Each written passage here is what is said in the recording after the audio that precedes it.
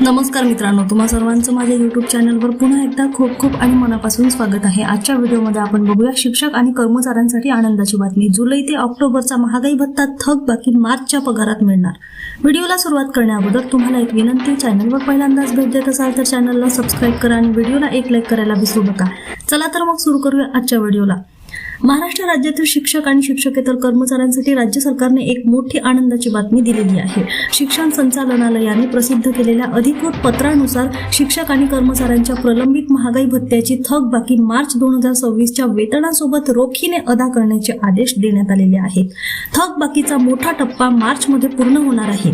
शासनाने घेतलेल्या निर्णयानुसार 1 जुलै 2025 पासून महागाई भत्त्याच्या दरात सुधारणा करण्यात आली होती।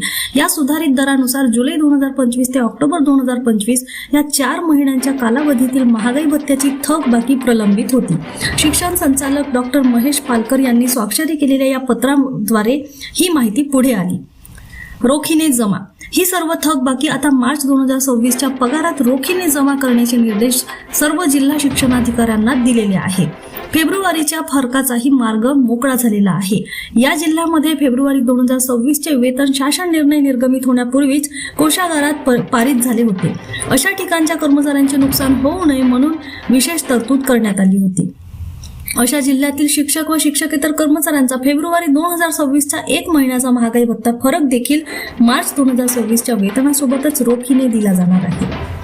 शालार्थ प्रणाली बदल यासाठी सुविधा म्हणून शालार्थ प्रणालीत होणार आहे। थकबाकीच्या वितरणात कोणतीही तांत्रिक अडचण येऊ नये यासाठी महा-आय-टी विभागालाही सूचना देण्यात आलेल्या आहेत। वाढीव महागाई भत्ता आणि थकबाकीच्या देयकासाठी शालार्थ प्रणालीमध्ये स्वतंत्र टॅब उपलब्ध करून देण्याचे निर्देश देण्यात आलेले आहेत। तसेच या प्रक्रियेत पारदर्शकता आणि अचूकता राखण्यासाठी टॅबमध्ये आवश्यक मर्यादा लागू करण्यास सांगण्यात आले आहे।